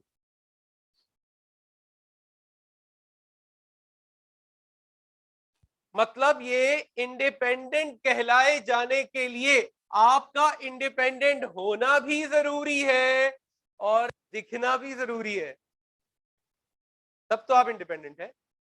I repeat, अगर आप चाहते हैं कि लोग आपको इंडिपेंडेंट कहें तो आपका इंडिपेंडेंट होना तो जरूरी है ही, इंडिपेंडेंट दिखना भी जरूरी है। मतलब अगर आप इंडिपेंडेंट दिखते हैं लेकिन है नहीं तो आप इंडिपेंडेंट नहीं है, जाहिर सी बात है। और अगर आप इंडिपेंडेंट हैं लेकिन दिखते नहीं है तो भी अज्यूम किया जाएगा कि आप इंडिपेंडेंट नहीं, अगरचे आप हैं, दिख नहीं रहे, लेकिन फिर भी अज्यूम किया जाएगा कि आप नहीं, क्योंकि अगर आप इंडिपेंडेंट दिख ही नहीं रहे तो लोग आप पे ट्रस्ट कैसे करेंगे। मिसाल दूं, मिसाल ये कि आप ऑडिट करने गए, लेट्स से आप इंडस मोटर कंपनी का ऑडिट करने गए, टोयोटा, राइट। और कंपनी के चीफ एग्जीक्यूटिव ने आपको ऑडिटर को, आपको यानी ऑडिटर को कहा ये मेरी तरफ से एक नई न्यू ब्रांड टोयोटा करोला आप गिफ्ट में रख लीजिए। यूजुअली कंपनीज पे आप जब ऑडिट पे जाते हैं तो आपको वो छोटे मोटे गिफ्ट्स देते हैं, तो उन्होंने कहा ये भी एक छोटा मोटा गिफ्ट है हमारी तरफ से आपके लिए। फिर दिन में जो एक इदारा 25 गाड़ियां बनाता है, वो साल में पता नहीं कितनी बनाता होगा, उन्होंने कहा एक साल में एक गाड़ी ये आप हमारी तरफ से गिफ्ट रखें, राइट।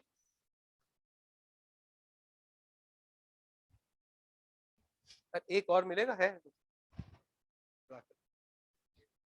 जी जी जी बिल्कुल।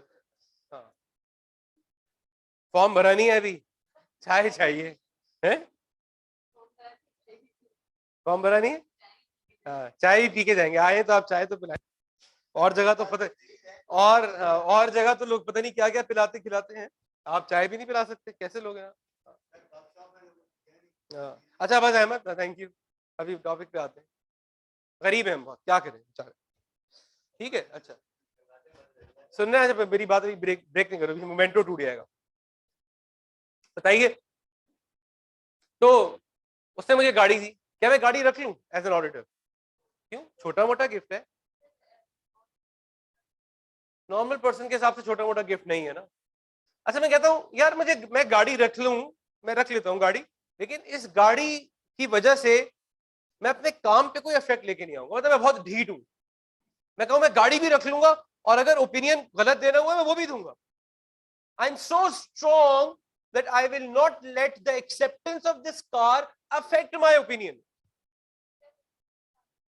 जब मैंने ये तहिया किया कि गाड़ी लेने के बावजूद भी मैं अपने काम पर कोई इंपैक्ट आने नहीं दूंगा, इसका मतलब मैंने तहिया कर लिया कि I will be independent in mind. अब मैं कितनी मेहनत करूं ऐसा करने के लिए, और मैं कर भी लूं ऐसा, लेकिन जब शेयर होल्डर्स को पता चलेगा ना कि मैंने उनकी मैनेजमेंट से कोई चीज गिफ्ट में ले ली है, तो मैं चाहे कितना भी इंडिपेंडेंट क्यों ना रहा हूं, मैं दिखने में इंडिपेंडेंट नहीं रहा। उनका मेरे काम पे से, मेरी बात पे से, मेरे ओपिनियन पे से एतबार। समझ आ रहा है आपको फर्क? तो इंडिपेंडेंट होना भी जरूरी है, दिखना भी जरूरी है। एक और एग्जांपल, मैं जिस क्लाइंट पर पोस्ट हुआ, let's say my father is the CFO of that, मैं ऑडिटर हूं और मैं जिस क्लाइंट को ऑडिट करने गया, माय अब्बा is the CFO of that client. Should I accept that audit और नॉट? क्यों? अब्बा सीएफओ, अब्बा मैनेजमेंट में, मैं ऑडिटर। इससे अच्छा मौका तो अब्बा से बदला लेने का मिलेगा ही नहीं कि वो मैनेजमेंट है और मैं ऑडिटर हूं। आज तक तो वो मुझसे सवाल पूछते थे, अब मैं उनसे सवाल पूछूंगा और वो जवाब देंगे। नहीं, आप बेफिक्र रहें, मेरे अब्बा है तो क्या हुआ, मैं ऑफिस टाइमिंग में भूल जाऊंगा कि उस शख्स से मेरा कोई ताल्लुक भी है, और मैं बहुत इंडिपेंडेंटली काम करूंगा, इग्नोर करूंगा कि इनसे मेरी कोई रिलेशनशिप है। वो अलग बात है कि शाम में मुझे घर ही जाना है, लेकिन आई डू दैट। मैं बहुत पक्का हूं, मैं इस रिलेशनशिप को, इस रिश्ते को बीच में नहीं आने दूंगा। तो अगर मैं ये सब मेहनत करूंगा और कड़वा घूंट पीऊंगा, अपने अब्बा से बुराई मोल लूंगा कि मैं अपने काम पर कोई फर्क ना आने दूं, मैं इंडिपेंडेंट इन माइंड तो हो गया, लेकिन इंडिपेंडेंट इन अपीयरेंस नहीं हूं। अगर किसी शेयर होल्डर को पता चला कि ऑडिटर की एक क्लोज फैमिली रिलेशनशिप मैनेजमेंट के अंदर मौजूद है, तो चाहे मैंने कितना ही अच्छा काम क्यों ना किया हो, उनका मेरे काम पे से एतबार उठ जाएगा। I hope I am able to explain the difference between the two. ये दोनों चीजों का होना जरूरी है, आपका इंडिपेंडेंट होना भी जरूरी है और आपका इंडिपेंडेंट दिखना भी जरूरी है। अब मैं आपसे पूछता हूं, व्हाट इज इंडिपेंडेंस? जब मैं आपसे ये पूछूं या कोई और आपसे ये पूछे, तो आप क्या कहेंगे? आप क्या कहेंगे? लिखें। Independence is equal to, independence is equal to the consolidation of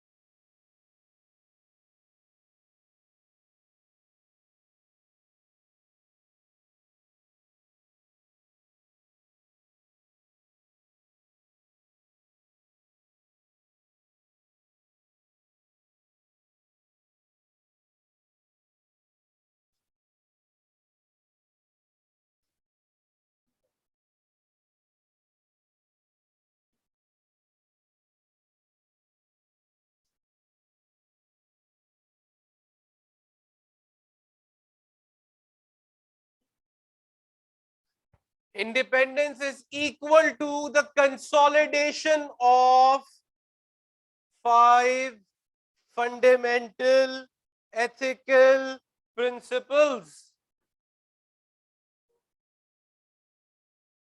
Independence is equal to the consolidation of 5 fundamental ethical principles. मतलब ये पांचों प्रिंसिपल्स को अगर मैं जमा कर दूं, ऐड कर दूं, कंसोलिडेट कर दूं, तो इनके लिए एक लफ्ज क्या होगा? इंडिपेंडेंस। यानी इंडिपेंडेंट होने के लिए इन पांचों क्वालिटीज का, इन पांचों खूबियों का, इन पांचों कैरेक्टरिस्टिक का आपके अंदर होना जरूरी है। जब तक ये पांचों क्वालिटीज आपके अंदर नहीं पाई जाएंगी, आप इंडिपेंडेंट चार्टर्ड अकाउंटेंट नहीं कहला सकते। और ये तो आप पढ़ के आ रहे हैं, लेकिन आपने कुछ पढ़ा नहीं है इनके बारे में अभी। FAR 2 में अगर आपने इनके बारे में सुना है कुछ, या टैक्सेशन में आपने इनके बारे में सुना है कुछ, तो सिर्फ बराए नाम सुना है। यहां पे हम इसमें डूबेंगे। क्या हुआ?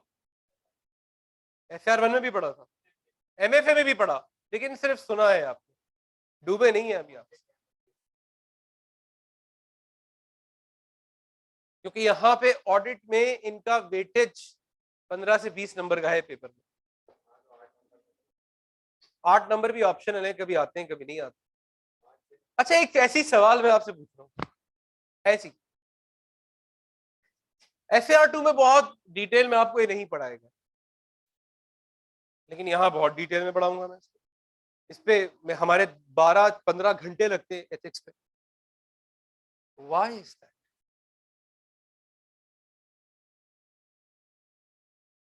हंसे क्यों? बता बता बता, बोलो। ये जो दिल में है बोल दो, क्या हुआ है? इस कंट्री का सोच के हंसी आ रही है?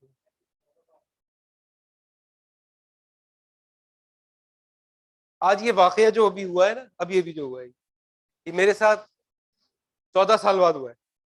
ये मेरा पहला बैच था ना, पहला बैच, आज तक मुझे याद है, मेरा पहला बैच था और मैंने एथिक्स पढ़ाने शुरू किया ना, ऐसी एक खातून मेरी क्लास में थी, एंड नाउ शी इज माशाल्लाह qualified chartered accountant working abroad. तो शी स्टार्टेड लाफिंग। मेरा पहला बैच था, पहली दफा पढ़ा रहा था एथिक्स, पहली दफा, और that she was very bold and she was laughing. मैं एथिक्स पढ़ा रहा हूँ, शी इज लाफिंग। अब चूंकि मैं पहली बार पढ़ा रहा हूँ, मुझे समझ नहीं आ रहा था कि क्या हो रहा है, क्या मैं सही नहीं पढ़ा रहा, या मैं कोई जोकर वोकर दिख रहा हूँ, या व्हाट इज हैपनिंग। फिर मैंने बड़ी हिम्मत करके पूछा, पहले बैच में तो टीचर वैसे ही डरा हुआ होता है, मैंने बड़ी हिम्मत करके पूछा कि व्हाई आर यू लाफिंग? तो शी सेड, आप एथिक्स पढ़ा रहे हैं इस कंट्री में, ये फॉलो भी होते होंगे? मेरे आग लग गई। अभी तो नहीं लगी क्योंकि अब बहुत अरसे बाद हुआ है। I really got furious, you know, although it was my first batch. मैंने तो फिर क्लास ले ली उन खातून की। How can you say that?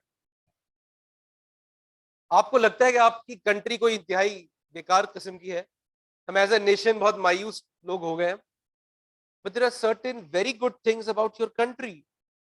और किसी और प्रोफेशन में एथिक्स फॉलो होते हो या ना होते हो, जिस प्रोफेशन का आप पार्ट बनने जा रहे हैं ना, वहां पर ऑप्शन नहीं है।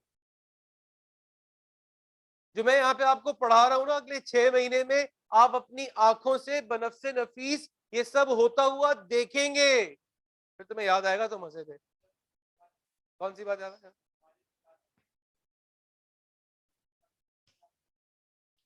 हाँ, मैं यही तो, माजिद साहब का लेंस डिफरेंट है, my lens is different, that is what I am asking. एक अकाउंटिंग का टीचर ऐसी ही बात करेगा, ऑडिट का टीचर ऐसी बात नहीं कर सकता, ऐसी बात बर्दाश्त भी नहीं कर सकता। Why? That is what I am asking. Cafe auto में आपको हल्के फुल्के पढ़ाए गए, टीचर ने भी हंसते खेलते पढ़ाए होंगे, कहा होगा पढ़ लो बस, आगे फॉलो होते नहीं है ये, और आपने पढ़ ली, एग्जाम में भी ऐसे ही आए होंगे, बट नॉट हियर। यहाँ पे ऑप्शन नहीं है। अभी आपको बताया, इतनी लंबी मैंने तमहीदें बांधी है कि अगर ऑडिटर में से ये मैं माइनस कर दूं, इस सब्जेक्ट का वजूद ही नहीं बचता। You have no option except of being ethical. अगर आप एथिकल नहीं है तो फिर तो बहुत लोग हैं आप जैसे। आप में और बाकी में फर्क क्या है? You are ethical, you follow ethical principles, that is why people trust you. अगर आप लोगों के ट्रस्ट को तोड़ देंगे तो आपके होने का कोई फायदा ही नहीं है, फिर लोग किस पे ट्रस्ट करेंगे? तो अल्हम्दुलिल्लाह, बाकी आपकी कंट्री में कुछ भी हो रहा हो, ये प्रोफेशन जो आपका प्रोफेशन है ना, मैं चार्टर्ड अकाउंटेंसी के प्रोफेशन की बात नहीं कर रहा, मैं ऑडिट के प्रोफेशन की बात कर रहा हूं। बहुत सारे चार्टर्ड अकाउंटेंट्स हैं, बहुत सारे चार्टर्ड अकाउंटेंट बहुत सारे गलत काम करते हैं, लेकिन जो चार्टर्ड अकाउंटेंट्स की ये कैटेगरी है ना, ऑडिट वाली, जो ऑडिटर्स हैं, they have to follow this in true spirit. उनके पास ऑप्शन नहीं है। इसीलिए मैंने आपसे कहा कि दोनों सब्जेक्ट्स में आपने एथिक्स पढ़े, लेकिन उसकी अप्रोच डिफरेंट है, क्योंकि वहां पे आप एथिक्स पढ़ रहे थे एज एन अकाउंटेंट।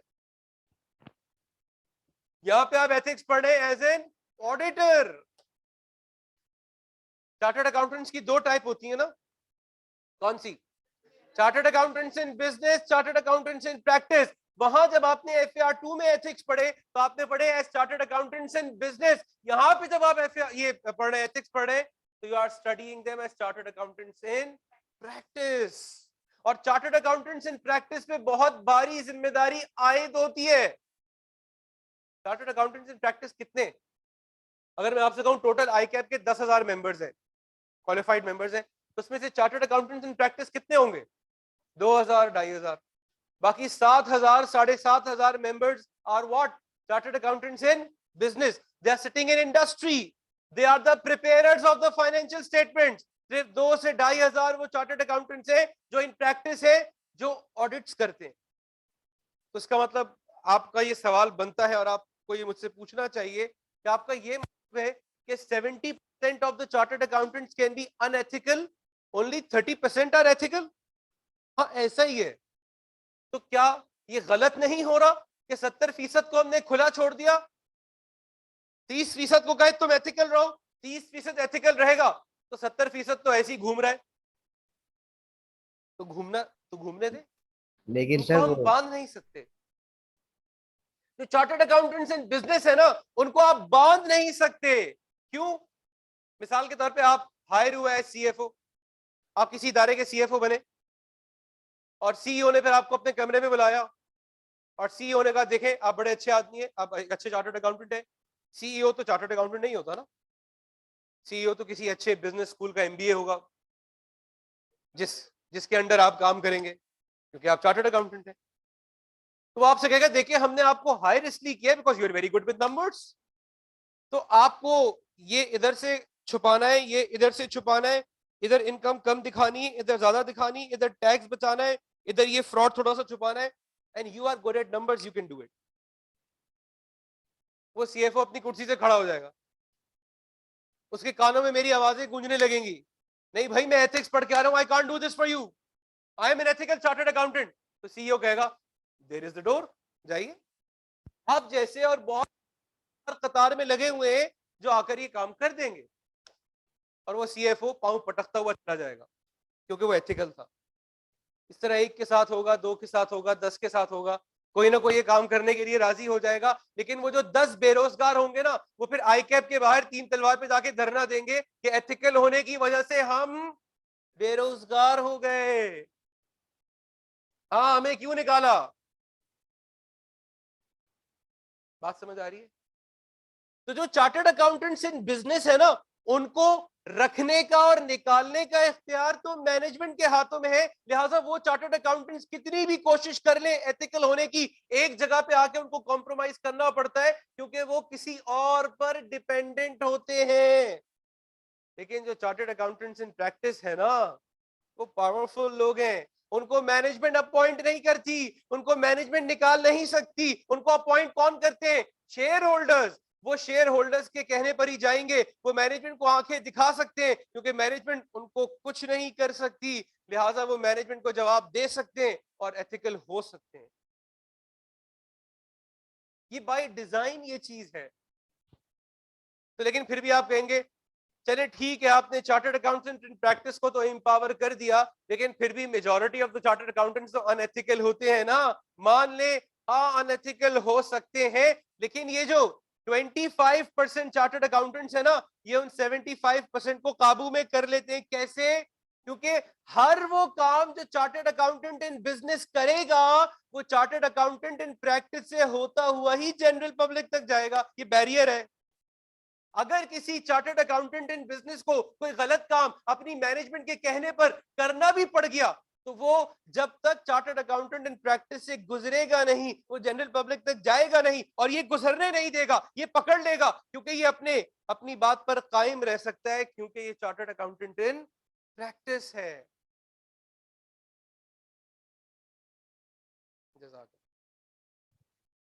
नजर मत लगा रहा, बात समझ आ रही? तो दैट इज वाई FAR 2 में तो हंसते खेलते पढ़ा दिया गया। आज माधे साहब से पूछूंगा, वैसे तुम्हारा नाम नहीं लूंगा, मुझे तुम्हारा नाम पता भी नहीं है। अच्छी बात कह, अब तो बताऊंगा भी नहीं। बात समझ आ रही है आपको? वो सब्जेक्ट की रिक्वायरमेंट थी, ये सब्जेक्ट की रिक्वायरमेंट। यहाँ पे you can not choose to be one is unethical, right? तो independence is equal to the consolidation of 5 fundamental ethical principles, 5 बुनियादी इखलाकी उसूल, है ना? उर्दू गाड़ी उर्दू है। 5 बुनियादी इखलाकी उसूल, फंडामेंटल, बुनियादी, जिसके बगैर गुजारा नहीं है। फिर भी लोग कहते हैं, ये तो मैं नहीं कह रहा, ऐसे ही कह रहा, फिर भी लोग कहते हैं कि chartered accountants have an option to be unethical. Do we have an option? No. आइए अब देखते हैं आपने इनको कैसे पढ़ा है, अब पता चलेगा आप कितने पानी में। पांचों क्या है ये? याद, नाम याद है आपको? तो सभी सामने लिखे हुए हैं तो अब याद होंगे। ये इसी सीक्वेंस में याद होने चाहिए। ऑनलाइन पार्टिसिपेंट कोई सवाल है तो पूछने, आप, मैं भूल जाता हूं कि आप लोग भी हैं।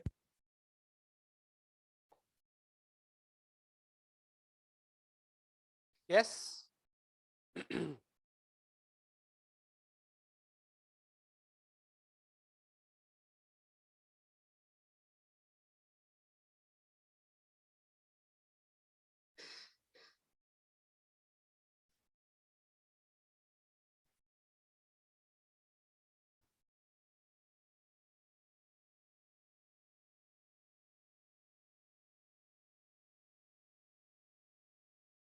What is integrity?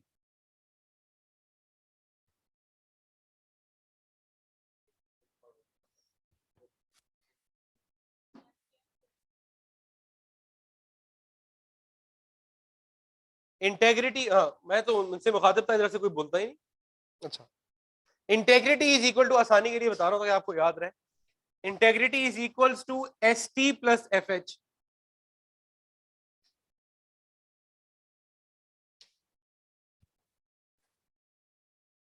ताकि याद रहे, एग्जाम में नहीं लिखना है आपको। एस टी को आप भूल नहीं सकते, एफ एच को आप भूल के दिखाएं, याद रहेगा। ये 4 अल्फाज हैं, straightforwardness, truthfulness, fair dealing, honesty. Integrity इन 4 चीजों से मिलकर बना है, straightforwardness, truthfulness, fair dealing, honesty. अरे ये तो किताबी डेफिनेशन हो गई ना। चलें ठीक है, ये तो आनी चाहिए आपको, एग्जाम में यही लिखनी होगी। इंटेग्रिटी की रूह क्या है बताइए, जब तक मैं चाय मुकम्मल कर लूं सोचें। इंटेग्रिटी का तकाजा क्या है? इंटेग्रिटी का प्रैक्टिकल मतलब क्या है? ये तो किताबी नॉलेज है। हाँ बोलो, व्हाट्स योर नेम? यस तला।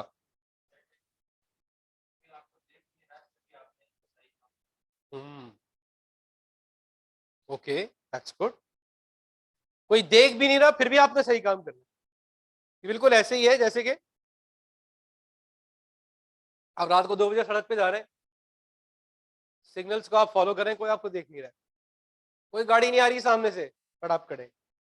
ऐसे आम जबान में लोग आपको पागल कहेंगे, लेकिन ये पागल ही एथिकल आदमी है, because he is not doing the right thing just because someone is looking at him, but he is doing the right thing because he thinks he should do it this way. ठीक है, और this is just one thought. Yes, integrity का मतलब है मैं जो कहूंगा सच कहूंगा, सच के सिवा कुछ नहीं कहूंगा। मैं जो कहूंगा सच कहूंगा, सच के सिवा, ये लिखे नहीं, ऐसे दिमाग में रखेंगे। लॉ थोड़ी पढ़ा रहा हूं मैं जो कहूंगा सच कहूंगा, सच के सिवा कुछ नहीं कहूंगा। मैं कोई बात उसी वक्त कहूंगा जब उसको कहने की जरूरत होगी, बिला वजह कुछ नहीं कहूंगा। लेकिन जब मैं कोई बात कह दूंगा तो उस पर स्टैंड करूंगा, उसको ओन करूंगा, उससे पीछे नहीं हटूंगा। 3 बातें कही है मैंने। मैं जो कहूंगा सच कहूंगा, सच के सिवा कुछ नहीं कहूंगा, और मैं कोई बात उसी वक्त कहूंगा जब मुझे कहने के लिए कहा जाएगा। खुद से कुछ नहीं कहूंगा, बिना वजह कुछ नहीं कहूंगा, लेकिन जब कोई बात कह दूंगा, कोई ओपिनियन दे दूंगा, कोई वर्डिक्ट लिख दूंगा, तो उस पर स्टैंड करूंगा, उसको ओन करूंगा, उससे पीछे नहीं हटूंगा। आपकी कॉल आ रही है? आप रिकॉर्ड कर रही हैं क्लास? अच्छा अच्छा, मुझे लगा आप रिकॉर्ड कर रही हैं। कोई बात नहीं, रिकॉर्ड कर ले। अब तो रिकॉर्डिंग हो ही रही है, सब सुन रहे हैं। बात समझ आ रही है? ये इंटेग्रिटी है। Next, objectivity. ऑब्जेक्टिविटी, अच्छा मैं इसकी भी बहुत डिटेल में नहीं जा रहा, क्योंकि ये तो अभी मैं आपको ओवरव्यू दे रहा हूँ। इंशाल्लाह फिर मैं एथिक्स तो आपको बहुत तफसील से पढ़ाऊंगा, और मैं ही पढ़ाऊंगा आपको इंशाल्लाह। ऑब्जेक्टिविटी के आगे लिखे 3 बातें। नोट्स क्या होते हैं?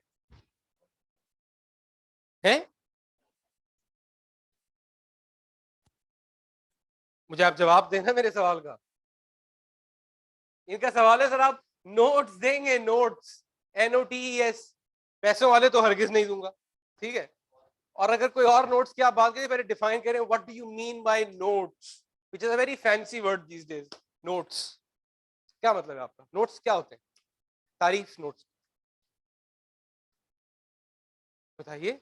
एक चीज आपको चाहिए, आपको पता ही नहीं वो होती क्या है, फिर भी आपको चाहिए, तो बताएं तो वो क्या चाहिए आप? हाँ, तो ये स्लाइड आपको दूंगा मैं, ग्रुप पे सेंड कर दूंगा ये। और नहीं, असल में आप ये नहीं पूछ रही थी, असल में आपको हैंडआउट्स पूछ रही थी जो पूरी मार्केट में बांटे जाते हैं। ये ले मेरे नोट्स, ये ले जी, ये लीजिए मेरे नोट्स। अगर आप नहीं देंगे तो हम फिर कोई और ऑप्शन देखते हैं। देखिए, अच्छा चले, मजाक अपनी जगह पर। देखें देखें 2013, मैंने आपसे बताया भी था पिछली क्लास में, 2013 में जो स्कीम अब चली गई ना, वो 2013 में आई थी। 8 साल रही है ये स्कीम। इस स्कीम के आने से पहले मैंने आपको बताया था कि हम स्टैंडर्ड से पढ़ते थे, ओरिजिनल स्टैंडर्ड से। जब हम ओरिजिनल स्टैंडर्ड से पढ़ते थे ना, तो चूंकि वो डिफिकल्ट लैंग्वेज होती है, हम आपको नोट्स देते थे कि भाई ये पढ़ तो यहां से लिया है, अब आसान अल्फाज में ये लो। जब 2013 के बाद स्टडी टेक्स्ट आ गई, तो study text is what? They are the notes. Study text ने स्टैंडर्ड की जबान को आसान करके लिख दिया।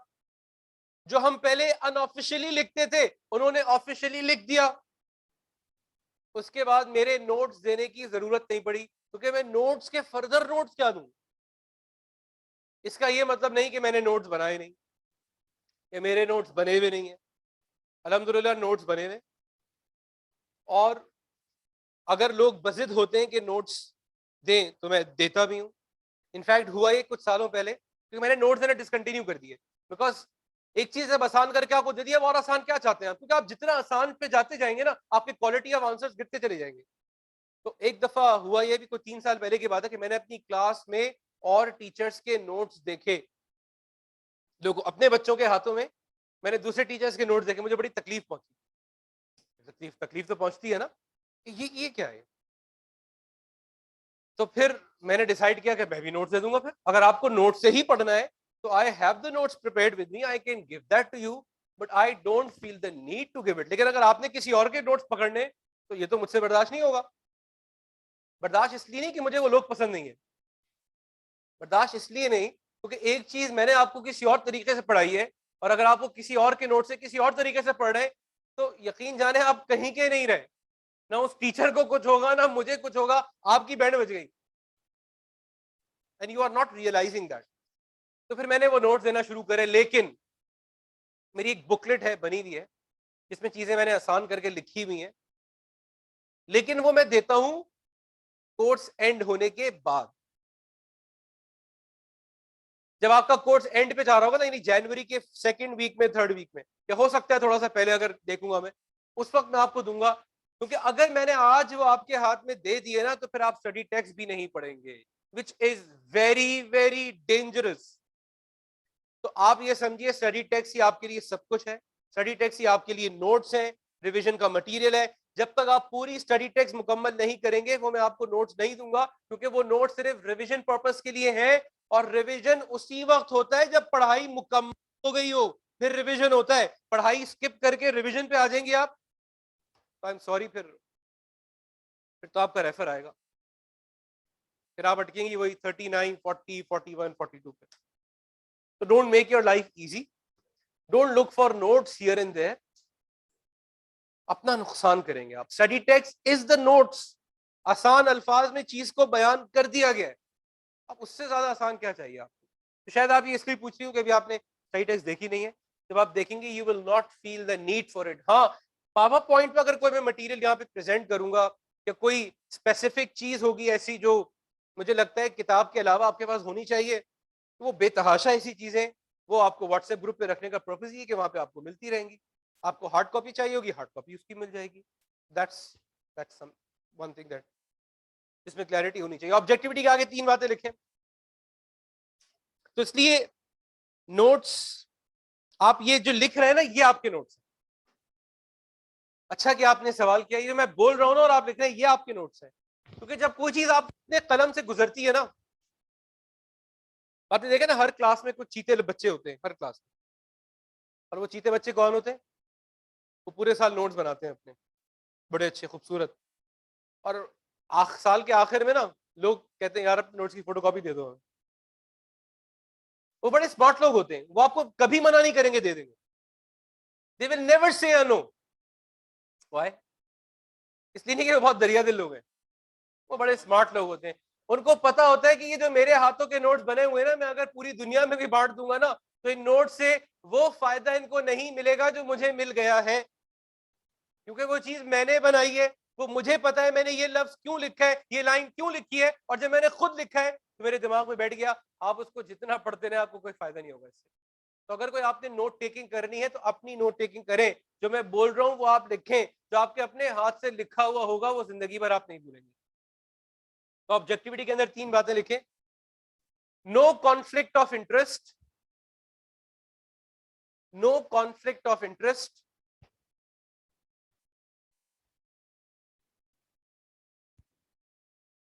no conflict of interest, no bias, BIAS,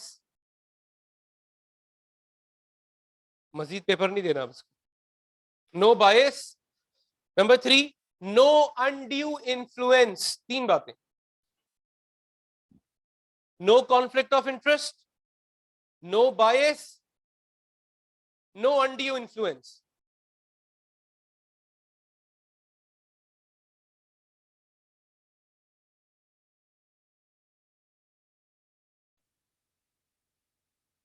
no conflict of interest मतलब मेरे पर्सनल इंटरेस्ट और पब्लिक इंटरेस्ट में कोई कॉन्फ्लिक्ट नहीं आएगा, मैं अपनी जाती मफाद के लिए अवामी मफाद को पीछे नहीं छोड़ूंगा।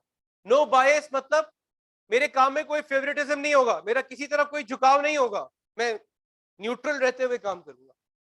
नो अनड्यू इन्फ्लुएंस मतलब मैं किसी का भी कोई प्रेशर बर्दाश्त नहीं करूंगा, मैं अपने काम पर फोकस्ड करूंगा। ऑब्जेक्टिविटी का मतलब क्या है? मैं अपने ऑब्जेक्टिव पर फोकस्ड रहूंगा। What is my objective? What is my objective? To give an opinion on the financial statement, ये मेरे काम का ऑब्जेक्टिव है ना। मैं अपने ऑब्जेक्टिव पर फोकस्ड रहूंगा, मैं इधर उधर नहीं होऊंगा। अगर मेरी कनपट्टी में कोई बंदूक रख के भी कहेगा कि ओपिनियन चेंज कर दो, तब भी नहीं करूंगा, चाहे मेरी जान ही क्यों ना चली जाए। ज्यादा हो गया, हाँ ज्यादा तो हो गया, लेकिन है यही, है ऐसा ही। आपको अपने जान की परवाह नहीं करनी, वैसे भी इस बेकार सी जान का आप करेंगे भी क्या? हर 6 महीने बाद आप जीते हैं और मरते हैं, कम से कम एक ही बार आप फारिग होंगे और आई कैप के शहीदों में आपका नाम तो होगा। ऐसा होगा नहीं, अल्लाह ना करे, लेकिन स्पिरिट यही होनी चाहिए कि अगर मेरी जान पे भी बन गई, कोई मेरी सर पे बंदूक रख के भी खड़ा हो गया कि अपना ओपिनियन तब्दील करो, तो मैं अपनी जान की उस वक्त परवाह नहीं करूंगा। बिकॉज मैंने आपको पिछली क्लास में बताया ना, मेरे ओपिनियन पर एक नहीं, दो नहीं, 100 नहीं, 1000 नहीं, लाखों करोड़ों शेयर होल्डर्स मुंतजिर है। और अगर मैंने एक लाइन तब्दील कर दी तो वो मेरी बात को फॉलो करते हैं, मेरे ऊपर अंधा एतमाद करते हैं, मैं उनके एतमाद को ठेस पहुंचाऊंगा। दुनिया में तो शायद बच जाऊं, आखिरत में तो नहीं बच सकता। और आप ये सोच रहे होंगे कि ऐसा क्यों होगा कि लोग आपकी जान के दुश्मन बन जाएंगे? क्यों नहीं होगा ऐसा?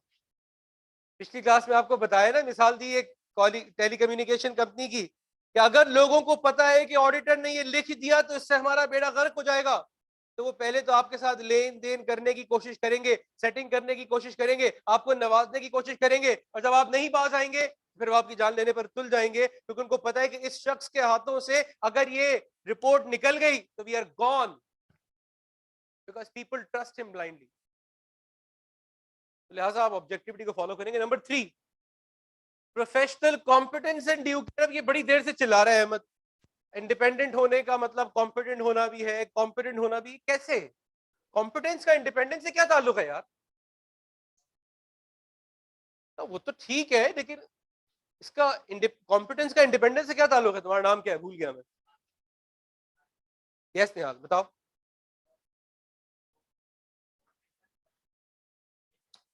नहीं, वो तो कॉम्पिटेंस है ना, मैं कह रहा हूं how is competence related to independence. यानी अगर मैं कॉम्पिटेंट नहीं हूं तो मेरी खुद मुख्तारी पे असर क्या पड़ेगा?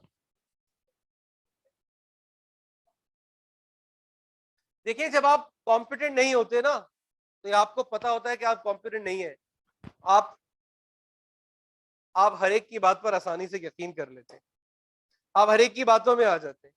जब आप कॉम्पिटेंट नहीं होंगे और अगर मैनेजमेंट किसी चीज की आपको जस्टिफिकेशन देगी जो कि गलत होगी, क्योंकि आप कॉम्पिटेंट नहीं है, आप उनके दबाव में आ जाएंगे, उनके इन्फ्लुएंस में आ जाएंगे, उनकी बात को एक्सेप्ट कर लेंगे। लेकिन जब आप कॉम्पिटेंट होंगे तो आप उनको टफ टाइम देंगे, आप उनको क्वेश्चन करेंगे, क्योंकि आपको अपने ऊपर यकीन होगा। लिहाजा आपकी खुद मुख्तारी के लिए जरूरी है, आपकी इंडिपेंडेंस के लिए जरूरी है कि आप प्रोफेशनली कॉम्पिटेंट भी हो। ना सिर्फ ये कि आप कॉम्पिटेंट हो, बल्कि आप ड्यू केयर के साथ काम करें, आंखें खोल के काम करें, कॉन्शियसली काम करें, केयरफुली काम करें, सीरियसली काम करें। क्योंकि बहुत से लोग बहुत कॉम्पिटेंट होते हैं लेकिन काम करते हुए वो बेहतियाती बरत जाते हैं और उनसे गलतियां हो जाती हैं। तो आपको कॉम्पिटेंट भी रहना है और आपको ड्यू केयर के साथ काम भी करना है। फिर 4th प्रिंसिपल आया कॉन्फिडेंशियलिटी। बाकी 4 एक तरफ, ये एक तरफ, और आप के कंधों पर बहुत भारी रिस्पॉन्सिबिलिटी आने वाली है कि आपके पास ऐसी ऐसी इंफॉर्मेशन होगी जिसको आप इस्तेमाल कर सकते हैं, बहुत कुछ बना सकते हैं आप उससे, लेकिन आप उस इंफॉर्मेशन को यूज नहीं करेंगे अपने लिए, ना किसी और को यूज करने देंगे। आपके पास ऐसी ऐसी कॉन्फिडेंशियल इंफॉर्मेशन होगी कि आप उससे बहुत माल बना सकते हैं, लोगों को बहुत फायदा पहुंचा सकते हैं, बट लोग आपको वो इंफॉर्मेशन देंगे ही इस ट्रस्ट के साथ कि ऑडिटर इसको ना तो मिसयूज करेगा ना इसको मिसयूज होने देगा।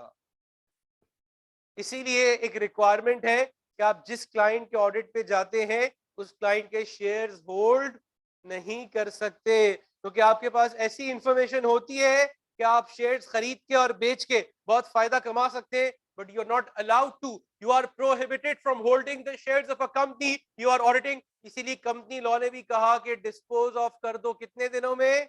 90 दिनों के अंदर अंदर। राइट? पता नहीं अब रिक्वायरमेंट चेंज हो गई या नहीं। If you have the shares of a company, और जैसे ही आप उस कंपनी के ऑडिटर अपॉइंट होते हैं, आपको अपॉइंटमेंट के 90 दिन के अंदर अंदर उन शेयर्स को डिस्पोज ऑफ कर देना है, because at the same time you can not be the share holder in the auditor, because आपके साथ ही मफाद आ जाएंगे।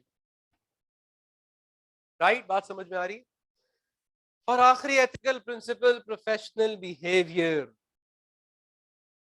इसके बारे में ज्यादा कुछ कहा नहीं गया क्योंकि इतना बड़ा समंदर है ये। इसके बारे में सिर्फ ये एक बात कही गई कि आप कोई भी ऐसा काम नहीं करेंगे जिससे आपके प्रोफेशन को एक बुरा नाम मिले, क्योंकि आपकी इज्जत तो हो या ना हो इस प्रोफेशन की है, और चूंकि आप इस प्रोफेशन को रिप्रेजेंट कर रहे हैं, you will not involve yourself in any act which will bring a bad name to the profession. आपका चलना फिरना, आना जाना, बात करना, किसी के साथ इंटरैक्ट करना, खाना पीना, आपका पहनना उड़ना, ये सब ऐसा हो कि आप प्रोफेशनलिज्म की एग्जाम्पल हो। आप कोई भी ऐसा काम नहीं करेंगे जिसको देखकर लोग कहें कि ये होते हैं चार्टर्ड अकाउंटेंट, बल्कि आप हर वो काम करेंगे जिसको देखकर लोग कहें कि ये होते हैं चार्टर्ड अकाउंटेंट। तो you have to set an example, only then you can be an independent auditor. अगर आपको गुस्सा जल्दी आ जाता है या आप हाथ पांव छोड़ बैठते हैं या आप चीखने चिल्लाने लगते हैं तो माजरत के साथ आप ऑडिटर नहीं बन सकते। तो अगर आप में से कोई ऐसा है तो सोच लें, अभी भी वक्त है। फॉर्म तो वैसे ही नहीं भरा है, because you are not made for this profession. You require a lot of patience, a lot of forbearance. बहुत बर्दाश्त चाहिए आपको, वरना बात नहीं बनेगी। Is that all right? Okay. यहां तक बात क्लियर है ऑनलाइन पार्टिसिपेंट्स? बताइए। चले आज हम यहीं तक रखेंगे, अगरचे हमारी क्लास में भी टाइम बाकी है, बट मेरे अंदर अब ताकत बाकी नहीं है। इंशाल्लाह अगली क्लास हम यहीं कंटिन्यू करेंगे। जो कुछ कराया है वो पढ़ के आएगा। सी यू ऑन वेडनेसडे इंशाल्लाह एट 4:45। टेक केयर, अल्लाह हाफिज़। जी बिल्कुल, अभी तो हम इंट्रोडक्टरी पार्ट कर रहे हैं ना, पूरा ऑडिट